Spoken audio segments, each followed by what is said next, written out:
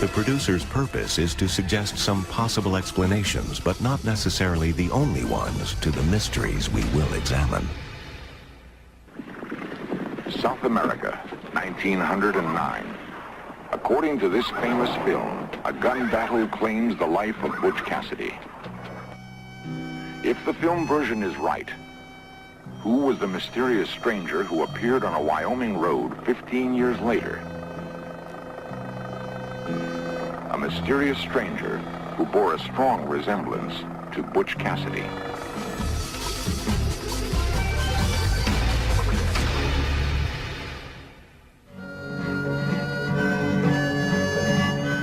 The vast panorama of the American West has always bred large legends. Tall tales abound of outlaws and lawmen who rode into history across the open landscape. Among them, Billy the Kid, Pat Garrett, Cherokee Bill, John Wesley Hardin, Wyatt Earp, and Blackjack Ketchum. Time and distance have clouded the truth, but one thing is certain. Few on either side of the law would venture here unless they knew the country well or had good reason to hide. It is August 13th, 1897. Bank robbery is not an unusual occurrence here. But these are no ordinary bank robbers. Known for their speed and daring, they're called the Wild Bunch.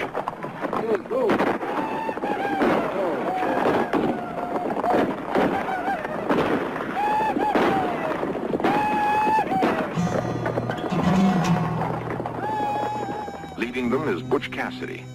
He has herded cattle here and knows every canyon and mesa. For Butch, it was a short step from rounding up strays to rustling and then to robbing. A stretch in jail for a minor offense has settled the direction his life will take. A life he will one day admit was wasted and hurtful to those he loved the most. Butch becomes master of the fast getaway. Relays of horses have been staked out before the job. On fresh mounts, the Wild Bunch can outdistance any posse. In this way, they have robbed bank after bank over a wide area of the West. Montpelier, Idaho, Winnemucca, Nevada, Telluride, and Denver, Colorado. $16,000, $17,000, $21,000, $30,000. The separate hauls added up to more than $200,000. By morning, the outlaws have left their pursuers miles behind.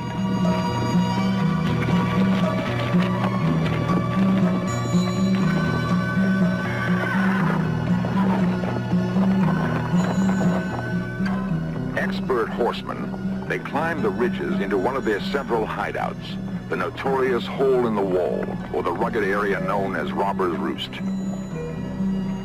Here, safe from pursuit, a few men could hold off an army. They will rest up for the next job, confident that no lawman will follow them here.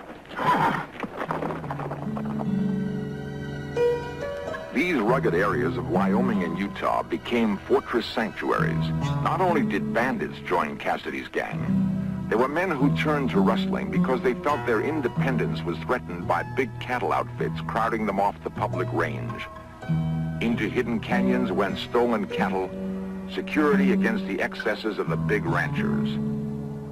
Butch Cassidy became a legend not only because of the mystery surrounding his death, but because his special character inspired a comparison to Robin Hood. During his career as an outlaw, a fortune in gold passed through his hands, but he seldom held on to much of it for very long. He seemed to delight in the chase more than the rewards. He gave money to ranchers and townspeople who were in need, and they, in turn, helped him with their silence. Today, ranchers in the area feel that Butch was one of them. An expert cowhand between robberies, he was respected for his hard work and skill.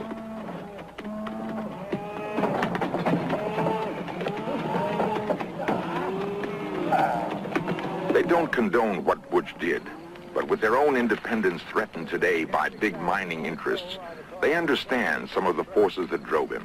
And I found out later that it was Butch.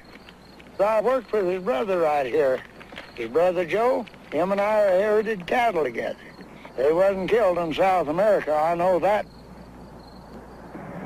Our search for where and when Butch did die took us to the remote Wyoming town of Baggs. Galloping down Main Street, guns blazing, they headed for the Bulldog Saloon, where they would cut the road dust out of their dry throats with strong whiskey. Restored, they would roust out Tom Vernon, who played fiddle and owned the local hotel. Then, rounding up the available ladies, they would dance all night. Sheriff Ross Moore, today's successor to frontier lawman, sums up his town's attitude. People around here thought old Butch was all right. He was a real nice fella, as far as they was concerned. He never done anything to anybody, and he always treated them right and never cheated them. Even though they were outlaws, these people on Snake River would do about anything for them. They'd stop at your place if you had a saddle horse, and their horse was tired. They'd take your horse and leave their tired horse and go on, but they'd always come back. And they never did anything wrong because they knew that if they rode in to this country, they could get a place to stay all night or a fresh horse. He was a good-hearted old feller. He wouldn't kill you. He'd just steal your money. They was good to these people on Snake River. But money in here, you know. Damn it, they was all good guys. For the most part, outlawing was hard and dangerous work. As an outlaw's reputation grew, so did the odds of getting caught. Alan Pinkerton's powerful detective agency assigned famed manhunter Charlie Siringo to take on the Wild Bunch. Though only 5 feet tall, Siringo could rope, tie, and ride with the best of them. Having spent a lifetime on the Western Range, he was well equipped to track his quarry. The Wild Bunch reacted to this pressure by moving into another lucrative field, train robbing. With Butch's masterminding, they continued to prosper. The Denver and Rio Grande Railway, $8,000. The Colorado and Southern, $45,000. The Union Pacific, $55,000. The Union Pacific responded by forming a special train-borne posse, transporting horses in a baggage car. About this time, Butch started working more closely with Harvey Longabout, known as the Sundance Kid. They shared a wry sense of humor. One day, after a particularly good haul, Butch and Sundance posed for a family portrait with the rest of the gang. It was a joke that would backfire and force them to flee the country. Sporting store-bought clothes and new derbies were Cool Killer Harvey Logan, Polecat Bill Carver, and Butch's pal, Sundance. Butch could barely suppress a grin at what he thought was a private joke. However, the proud photographer displayed the picture in his window, where it was spotted the next day by an amazed but delighted Pinkerton detective, who spread the alarm. Hearing this and sensing their luck had run out, the bandits bought tickets on the very trains they once robbed. An elegantly attired trio, Butch, Sundance, and his girl, the beautiful Etta Place, headed for South America by way of New York. The big city in 1902 must have been a dazzling sight to these now rich but still countrified Westerners.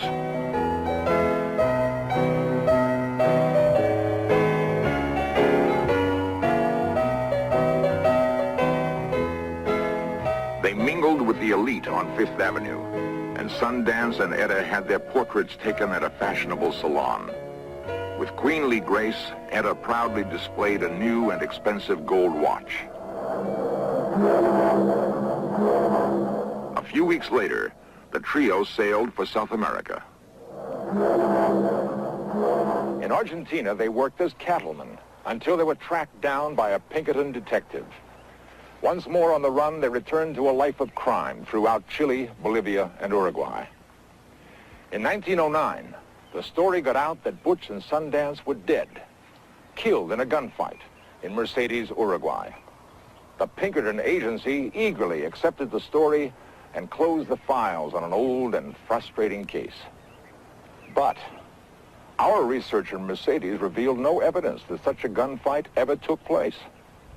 Butch and Sundance's death a hoax? Perhaps still another way to outdistance pursuers? One day in 1924, 15 years after the alleged gunfight, a lone figure was seen driving up a Wyoming road. As he came closer, he seemed somehow familiar. Could it have been Butch Cassidy returning home after all those years? Many believe Butch Cassidy returned long after he was supposed to have died in a South American gunfight. Old Butch wasn't killed in South America. He come back here in 24, and my grandmother seen him and talked to him. So I know he was here. He stayed a day and a half and then left, but he was here and talked to everybody. He come back from there and went down in Utah. He stopped in Bags one night. He went up to some of these old places and visited before he left. So I know he's here in 24.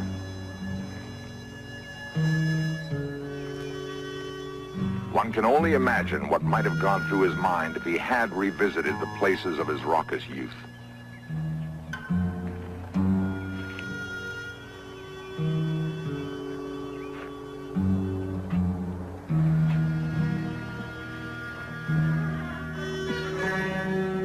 Most of his companions were gone. Harvey Logan, dead in a gunfight with a posse. Ben Kilpatrick, killed attempting to rob a train. Bill Carver, outdrawn by a sheriff in Texas. And the ladies who danced had vanished or settled down. Only memories remained.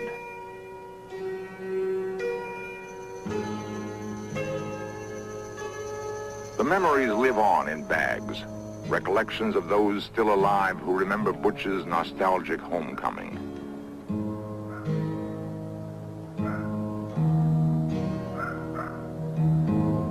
In an old house on the outskirts of town lives a man who was a contemporary of Butch Cassidy's.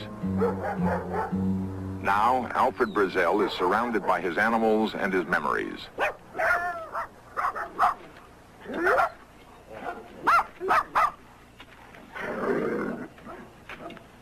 The dates he gives might be questioned, but he is positive about what he saw. He was not killed because in 1916, as sure as I ever stand right here, that I seen him right here in this store. I seen him with my own eyes. Now, Butch had 3 pack horses and 1 saddle horse. They were tied right out and, right at the side of the store. And he said, Ed, that I want you to go and get me 3 or 4 quarts of whiskey. Ed says, why don't you do it? No, he said, I want you to go get it. And Ed only had to just step out at the door and go about 50 feet to the saloon. I'd seen him before. It wasn't the first time I'd seen Butch.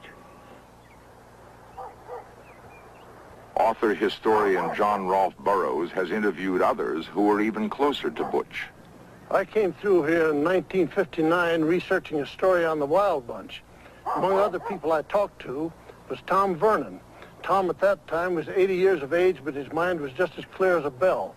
And among other comments I happened to make at that time was that I had read an article by Arthur Chapman to the effect that Butch Cassidy had been killed in Bolivia, in South America.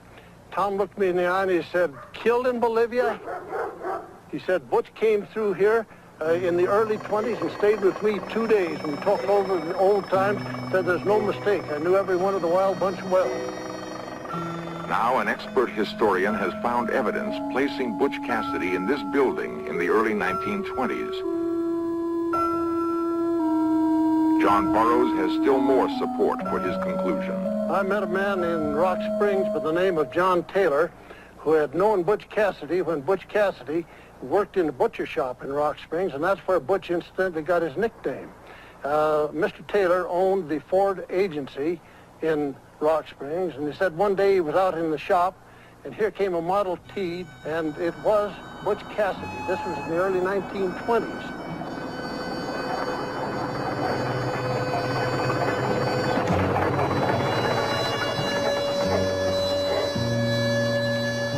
He said Butch didn't recognize him and didn't say anything, but he said there was no mistake, that he knew him well.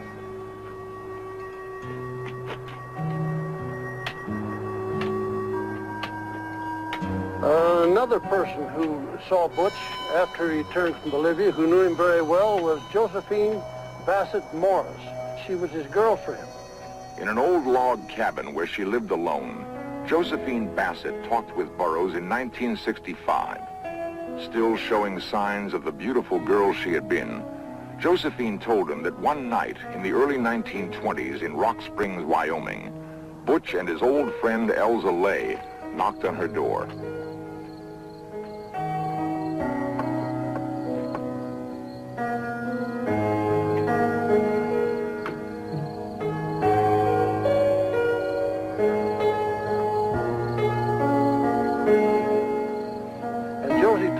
Said they were both a little out of condition, but we sat around and had a few drinks and reminisced about the old times. Josephine said that was the last time she saw Butch alive.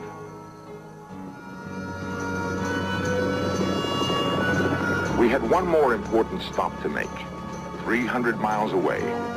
In southwest Utah is the wild and beautiful country where Butch spent his childhood, where he learned to ride, where he roamed free, when his name was still Robert Leroy Parker, and he lived on the ranch his father homesteaded near Circleville.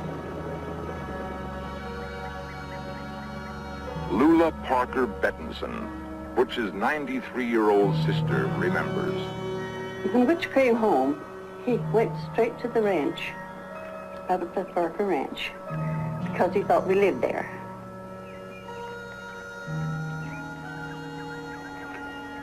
And how he wandered around. He loved the place. He had grown up there, and he was happy there.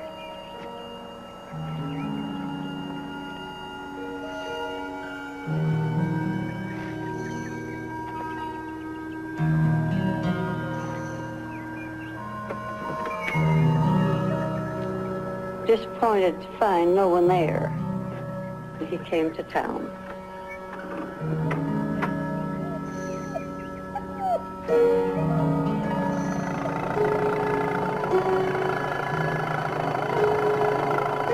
Hoping to see his aging father once more, Butch picked up his brother Mark and drove to the Parker house in town. His father and Lula came to the door.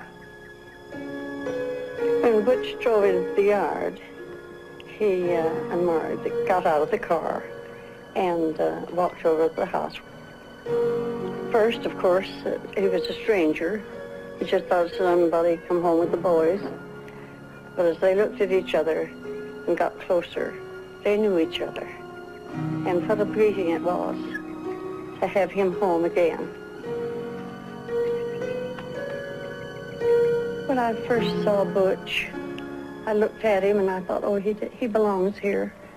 He's ours, he must be, you know. And yet I didn't know.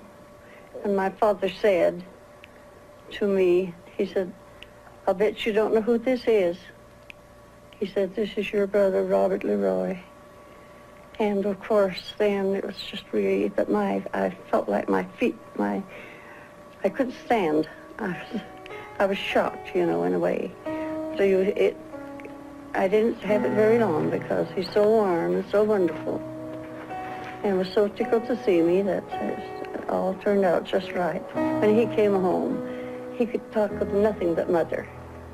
No matter what we would be talking about, he would go back to her. He felt so terrible because he felt that he'd hurt her so badly. And he really did. And he felt it. He couldn't live it down. He said it was his heartache. And my father said to him, he said, you know, my boy, he said, you could have been most anything. He said, I know. And all I've done is make a wreck of my life. He wasn't a bit happy. I think he paid the debt over and over for what he done. Butch died in 1937 in the Northwest. And where he is buried, that is our secret. We do not tell it.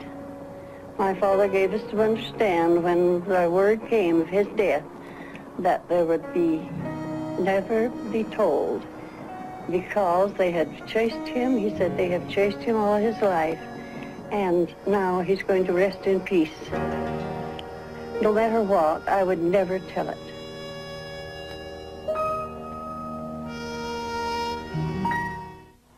There are many theories about Butch's later years.